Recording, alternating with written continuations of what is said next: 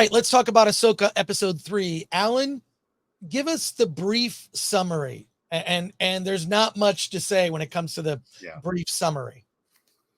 Yeah, so Ahsoka and Sabine hop on a ship to track down Thrawn. They try to sneak up on them. They do everything a Jedi would do to sneak up on them, but they get caught anyways. And no one in the Republic wants to help them. So there you go. That's episode 3, and it's only 35 minutes, so it's a quick view. Well, if you deduct the credits and the intro recap, it's 32 minutes. It's a 32-minute episode, so much shorter than the 2 opening episodes. Yeah. And oh boy, that cliffhanger! I tell you. You thought that was a cliffhanger? It didn't feel like. No, much. That's my point. I'm being sarcastic. Disney doesn't know how to do television. They definitely don't know how to do cliffhangers. They don't know how to do television, and they don't know how to do. I think this may be the one that convinces me. I'm not sure they know how to do Star Wars. I tweeted earlier today. Oh, I'm sorry. I did spoil the whole episode. Sorry. Is that the whole episode being spoiled? I mean, in theory, yes.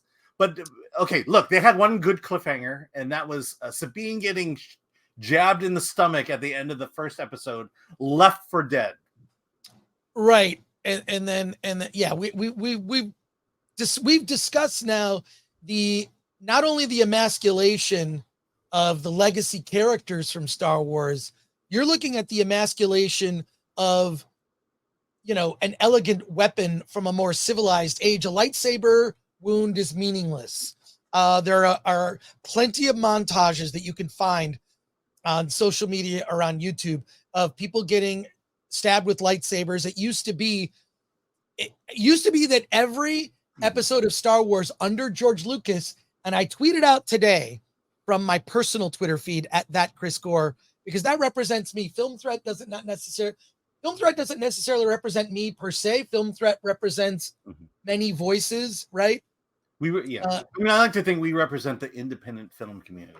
Right. Film Threat represents. So we manage what we publish on the Film Threat site. Right. But when it comes to what I say on my personal Twitter feed is up to me. I said George Lucas made making Star Wars look easy. Not easy. Not just keeping the lore correct, but also there are certain things, if you've got this weapon that can chop off arms and legs and heads, we have not seen chopping off of anything in Disney Star Wars. We've seen some stabbings, but effectively what they've done is they've emasculated the very weapon that made Star Wars so unique and cool. And so that was last week. And it's ridiculous now where it's just taken away all tension.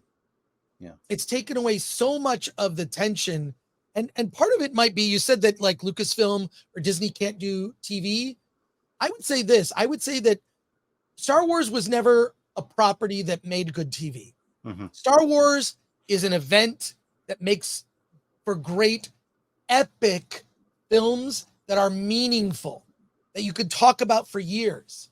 Yeah. And the transition to television has made Star Wars less special. I was comparing it on the Nerdrotic Nooner with Gary. I said, it's kind of like the MLB versus the NFL. Now, I'm sorry to make a sports analogy for the people watching. I know it's a nerd show, but I know the sports. I know sports ball. They play a lot of games in baseball. So if you lose a game here, you lose a series here, you lose a game here, it doesn't really matter. By the end of the season, it's like, are you over 500 or whatever? Are you over 50? Have you won more than 50? Did you win more games than everyone else? Yes. Did you win more games than everyone? Did you win more than 50% of your games? Probably going to the playoffs. Probably. Okay. But in the NFL, you don't play as many games. What do you play? 17 games in the regular season? 17 games, that every game matters. And that's the same thing with film. A TV show, you can have, people even talk about it. There's throwaway episodes. Oh, that was just a throwaway episode. But you can't have a throwaway episode when the series is only 6-8 episodes? There are 8 episodes of Ahsoka. Every episode should really be meaningful. So this is really frustrating for me. That it just seems like this was another throwaway episode of barely moving things forward. And again, it's the difference between TV and film. TV, you can have 8 episodes of something, and a couple of the episodes will be not great, and then there'll be 1 or 2 great episodes. I really think when it comes to television, it's how you begin and it's how you end. Not a great beginning, kind of a soft beginning, and also not a great. I don't know what we're gonna do with this ending, because here's my prediction. Can I predict something right now? Okay. The ending will not be an ending. The ending will be the introduction of Thrawn as a threat, Mhm. because they're going to hold the big conflict to the movie that Dave Filoni is supposed to make. That's my prediction of what's going to happen. Well, don't forget the Acolyte comes after this. But the Acolyte is a prequel, from my understanding. Yeah, which is again another one of my frustrations with we keep jumping timelines constantly, and so I'm completely confused every time I turn this thing on. But I need to add something to what you're saying. Sure. Here's my conclusion coming out of Ahsoka chapter 3, episode 3. Disney Star Wars is not for us anymore. You know, there's a clear distinction between Lucas Star Wars and Disney Star Wars, and it's clear that Disney Star Wars is casting away as much of Lucas Star Wars as possible and trying to build a brand new audience from there. And we Lucas fans are clearly not welcome. And I'll give you a couple examples. This episode, if anything, pointed out to me that they are taking iconic moments of the original Star Wars and redoing it for Disney Star Wars. For example, the Force training, the lightsaber training, where she puts the blast shield on. You know, iconic moment from episode 4, from A New Hope, and they made it the Disney way. The battle through the dogfight battle in the middle of the episode. Well, that's also from Star Wars. And they did it their way. The discussion of the Force, or the lack of a discussion of the Force, that was brought up in the original is now being redone the Disney Star Wars way. And then the last one, the final battle, the final planet they go to with the whales. I mean, that's Dagobah. You might as well call it Dagobah at that moment. And so, so they're clearly just saying, look, everything you loved about George Lucas, we're just gonna redo it our way, and you can have your old Star Wars, but it's time to move on with new Disney Star Wars. And if you want to come along for the ride, you can. If not, just jump off, stop talking, and enjoy the old stuff, which you can get on Disney Plus. Yeah, I hear what you're saying. I just, it's just sort of sad, because we have seen this done better. Terry Metalis' Picard season 3. I know I brought it up several times. I love what he did.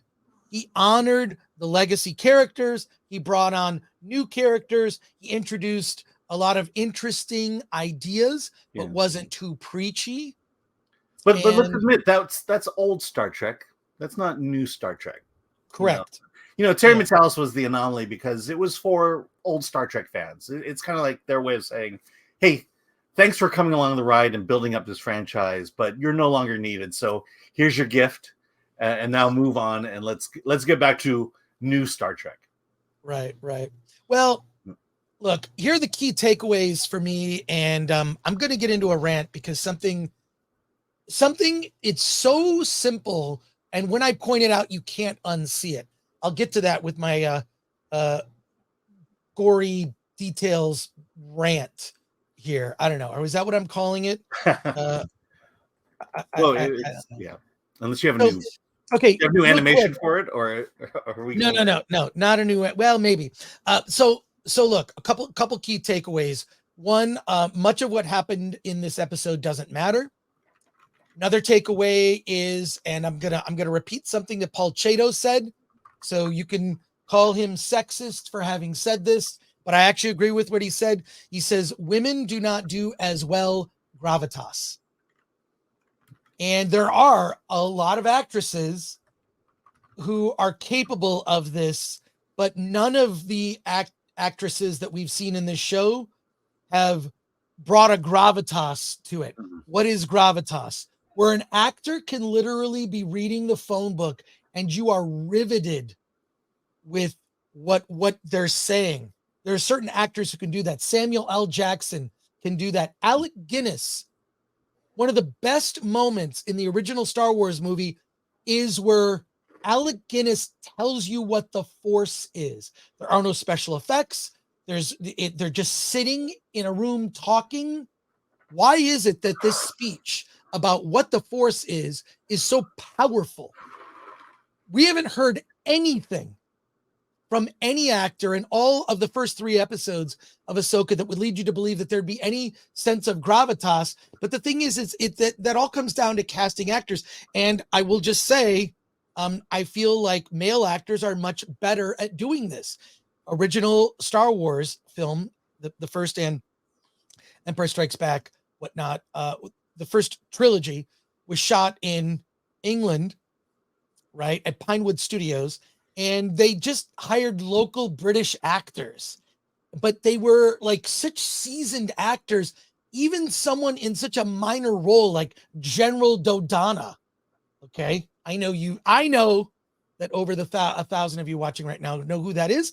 Like, they deliver a line. These are grizzled old men that are telling you something. You don't have to even be older to be able to have a sense of gravitas. There are actors that have this, but this is completely lacking in gravitas. Ray Stevenson, we've seen him capable of doing it. I mean, he's really great in RRR. He hasn't been given too many. I think he's very good in this, but as Balin Skoll, but I don't think he's really been given a lot to work with dialogue wise. Yeah, he's the bad guy, and he's there to look like a bad guy. Well, he fulfilled that role. Yeah, I mean, Rosario Dawson does try to teach the Force in this episode, but even she's so flat. She's so flat. Where's the and part of it has to do with the dialogue she's given. The words she is forced to say nothing, and that's the problem. And as much as I mean, I would question if any good actor could have taken those lines, these very weak and bland and general lines, and make it sound great. I don't think Alec Guinness could have even taken that dialogue and done that. Well, okay, so a couple of other things. One of the most interesting things that happens is there's a dogfight in space. It rhymes. It's very reflective, or as George Lucas would say, it rhymes with the TIE fighter attack on the Millennium Falcon in the original Star Wars. You've got these starships that are attacking Ahsoka's ship, and Sabine is there taking them out, and they have this kind of witty banter. Hey, it ain't no Han and Luke. They did their best to copy it, but like everything else in Star Wars is a copy of the Star Wars that came before it. And the original Star Wars was influenced by everything in cinema that came before it. Star Wars was influenced by serials of the 1930s, like Buck Rogers and Flash Gordon, starring Buster Crabbe. And I watched all those. I watched those as a kid. The opening crawl of Star Wars is taken from Flash Gordon Conquers the Universe. George Lucas just lifted this concept. It was, and you see the influences. Darth Vader is very reminiscent of Doctor Doom, and that's fine.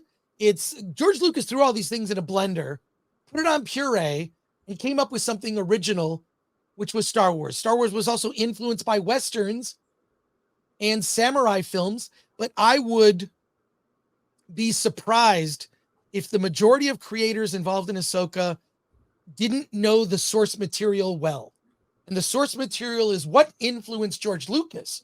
George Lucas, who had a catastrophic accident that nearly killed him. He was an aimless, directionless teenager racing cars and got into a car accident where he should have died, and spent most of the rest of high school in, recovering from these injuries. It changed his life. It made him get serious. It made him think about his future and what he should be doing. He had conflicts with his father over you're racing these cars, you're wasting your life away. He got serious. He went to film school. He was mentored by Francis Ford Coppola. He made a little mini documentary about Francis Ford Coppola. He made these bizarre experimental films. You can find George Lucas's experimental films, and you see the seeds of Star Wars in there. He was just sort of playing with feelings and whatnot. And THX 1138, the original, is quite brilliant and ahead of its time.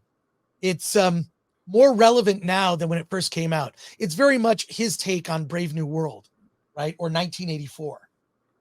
So revisit THX 1138. And by the way, American Graffiti is coming back to theaters. I believe it might even be today. Look up Fathom Events and check out American Graffiti. You can see where the seeds of Lucas's influence are. But my major point is the people currently making Star Wars are completely unaware of what led to George Lucas making Star Wars. And in addition to his pop culture knowledge, Flash Gordon serials, Marvel comic books, movies like Forbidden Planet or 2001: A Space Odyssey, you could go through all the things that influenced George Lucas to get to coming up with Star Wars. And the book I'm going to recommend, I know I've recommended it before, The Secret History of Star Wars. Read that book. Better yet, don't read it. Listen to the audiobook. The audiobook is it's more than 24 hours or something. I've listened to it. The guy who reads it does all the voices. He does the voices of Mark Hamill, Harrison Ford, Gary Kurtz, Lawrence Kasdan, Irvin Kershner. Great book. You will learn more about Star Wars from that one book. It's like taking a master class in Star Wars. I think I'm even quoted in that book. I did an interview with Gary Kurtz years ago, and part of that interview is quoted in the book. In any case, so many influences, but when you see the people making Star Wars now, they just know about the last Star Wars. So that's sort of my takeaway. The other thing is just the things that happen that are kind of dumb. A sequence that I thought had potential. The ship is dead in the water. They've got no power. They're sitting there in space. They're a sitting duck. Mm-hmm. Ahsoka bravely goes out with her lightsaber in an astronaut costume that form fits perfectly to her bizarre. Does anyone know in the chat exactly what the purpose of her? I know it's sort of some Egyptian influenced headdress. Her headpiece, you're saying? Yeah. Or the headpiece, which is a functional physical thing. I don't know. I don't know, but the fact that I laughed when I saw it. I thought it was so ridiculous. I thought it was kind of ridiculous. I laughed. So many things just stood out to me. We're doing broad strokes now. We're going to get into spoilers after I do a rant. Alan, what are your broad strokes thoughts on all of this? Yeah.